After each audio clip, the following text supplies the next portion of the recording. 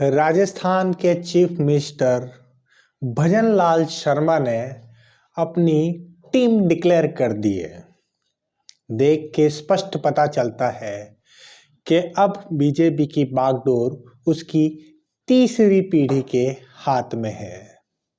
70 साल की वसुंधरा किनारे लगा दी गई है और अब राजस्थान में भजनलाल, दिया कुमारी, प्रेमचंद बैरवा, गजेंद्र सिंह शेखावत, संभवतः ज्योति मिर्धा, ये बड़े नाम होंगे जो राजस्थान में बीजेपी को आगे बढ़ाएंगे। लेकिन हम बात अभी उस तीसरी पीढ़ी की करने नहीं आए हैं। हम बात दूसरी पीढ़ी वसुंधरा, घनश्याम तिवारी, गुलाब चंद कटारिया, इनकी भी नहीं करने आए हैं।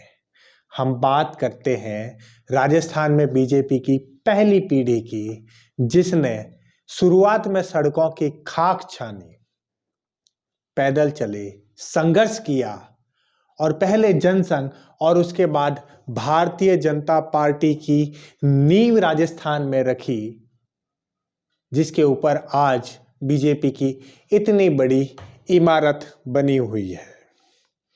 इसमें दो प्रमुख नाम हैं, जसवंत सिंह जसोल और भैरव सिंह शेखावत। आज बात करेंगे बाबोसा भैरव सिंह शेखावत की, जो राजस्थान के पहले गैर कांग्रेसी चीफ मिनिस्टर बने, जिन्होंने अपने पॉलिटिकल मैनेजमेंट से न केवल अपने विरोधी दल के बल्कि अपने पार्टी के अंदर भी अपने विरोधियों को चुप कराया। भैरव सिंह शेखावत की, जो थानेदारी करते थे लेकिन थानेदारी छोड़ के किसानी करने लगे और किसानी छोड़ के एक 10 रुपए का नोट लेके नेतागिरी करने लगे और फिर अंत में बने देश के उपराष्ट्रपति। बाबोसा, जिन्होंने चुप तरीके से चल रही राजस्थान में सती प्रथा को पूरी तरह से खत्म कर दिया, वो थे बाबोसा। बाबोसा के जीवन को अगर हम एक वीडियो में करना चाहे तो संभव नहीं, इसलिए बाबोसा के किस्से ये 2 एपिसोड हम लेकर आएंगे। पहले एपिसोड में हम बात करेंगे बाबोसा भैरव सिंह शेखावत के शुरुआती जीवन की, वहां से चीफ मिनिस्टर बनने तक की, और उसके बाद दूसरे एपिसोड में हम बात करेंगे बाबोसा के चीफ मिनिस्टर बनने के बाद उनके पॉलिटिकल मैनेजमेंट की। तो शुरू से शुरू करते हैं। 23 अक्टूबर 1930 गांव खाचरियावास, सीकर जिला, राजस्थान में पैदा हुए भैरव सिंह शेखावत। पिता देवी सिंह किसानी करते थे, लेकिन छोटी सी उम्र में ही पिता का देहांत हो गया, तो पढ़ाई के साथ साथ खुद किसानी करने लगे, खेती करने लगे। उसके बाद थानेदार भी बने। लेकिन वो दौर था 1947 का, बंटवारा नया नया हुआ ही था। राजस्थान की सारी रियासतें भारत संघ में मिली नहीं थी। किसी कर की जो रियासत है वो उसका भी हाल कुछ ऐसा ही था। वहां पर राव राजा कल्याण सिंह जी का राज था और उनके एक पुरोहित थे जो सेकंड हैंड कमांडर थे उस पूरी रियासत के, और रियासत में पुरोहित जी का एक थिएटर था। ये किस्सा बड़ा दिलचस्प है राजनीतिक गलियारों में।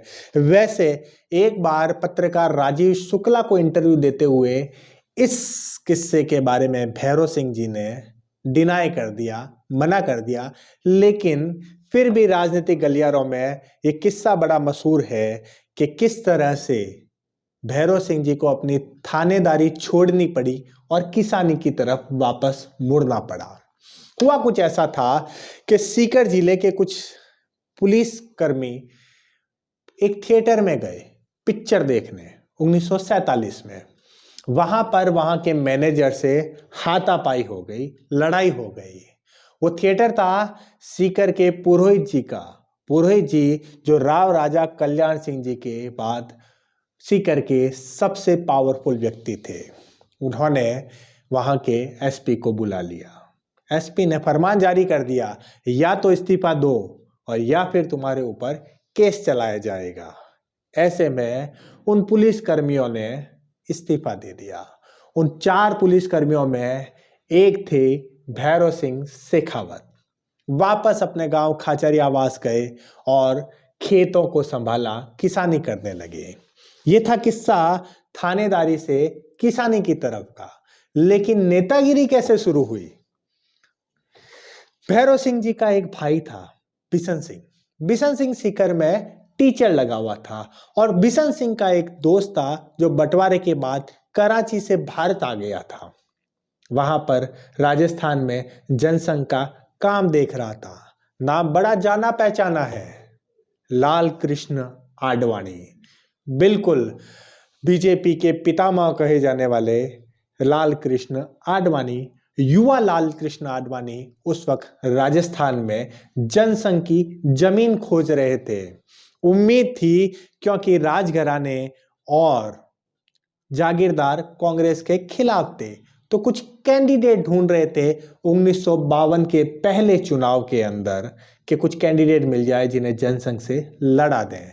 ऐसे में अपने दोस्त बिशन सिंह के पास गए कि मैं तुम्हें सीकर की दातारामगढ़ सीट से चुनाव लड़वा देता हूं। बिशन सिंह ने क्या कहा, भैया मेरी तो नई नई नौकरी लगी है, मेरे बड़े भाई को लड़वा दो।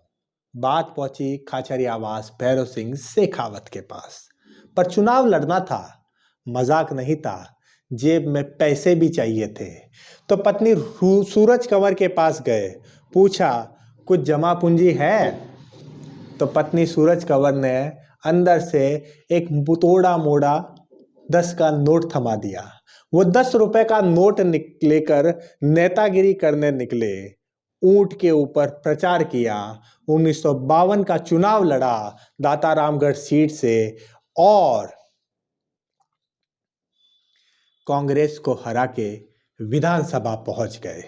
वो पहली बार था जब भैरव सिंह शेखावत ने विधानसभा के अंदर एंट्री की, लेकिन वो सिलसिला हमेशा चलता रहा। एक 71 का लोकसभा चुनाव और 72 का विधानसभा चुनाव छोड़ दो तो भैरव सिंह शेखावत कभी कोई चुनाव नहीं हारे।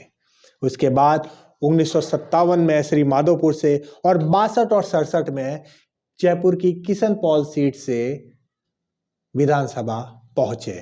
कहते हैं उनका पॉलिटिकल मैनेजमेंट इतना सॉलिड था, उस वक्त के सीएम मोहनलाल सुखाड़िया से भी उनकी बहुत दोस्ती थी।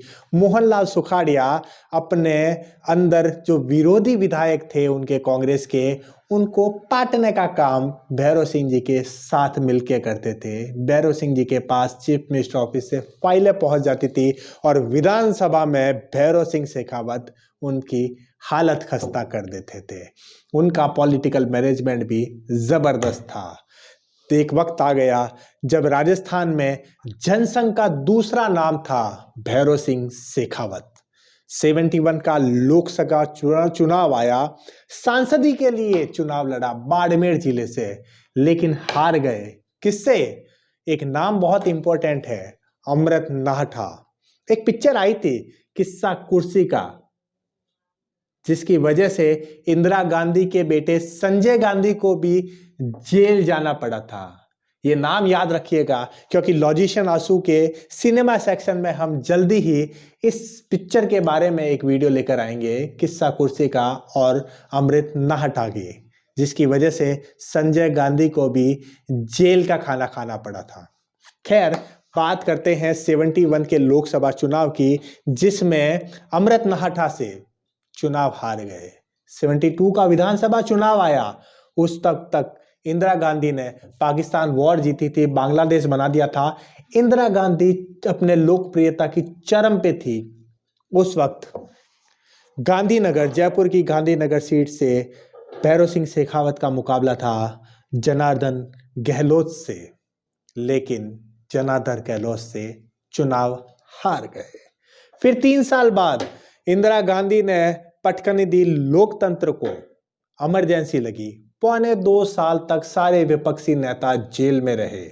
भैरव सिंह शेखावत भी जेल गए, उसके बाद वापस छूटे। फिर 77 का चुनाव आया, जनता पार्टी एक मिला जुला मोर्चा इंदिरा गांधी के खिलाफ। उसमें कौन कौन था? जनसंघ, लोकदल चौधरी चरण सिंह जी वाले और कांग्रेस ओ।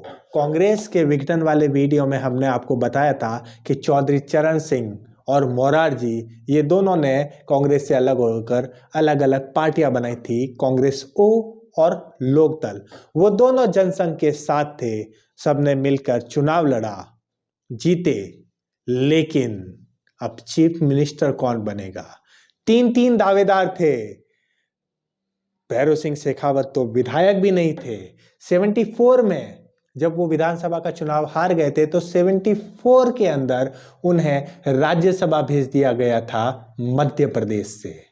ऐसे में विधायक भी नहीं थे लेकिन चीफ मिनिस्टर बने भैरव सिंह शेखावत। कैसे बने? भैरव सिंह शेखावत बाबोसा का पॉलिटिकल मैनेजमेंट और उसकी आगे की कहानी लेकर आएंगे बाबोसा के किस्से एपिसोड 2 में। तब तक क्या करेंगे? इस वीडियो को लोगों तक पहुंचाएंगे, शेयर करेंगे, लॉजिशियन आंसू को सब्सक्राइब करेंगे और फेसबुक पेज को फॉलो करेंगे और इंतजार करेंगे जल्दी बाबोसा के किस्से एपिसोड 2 का। जय हिंद, जय भारत।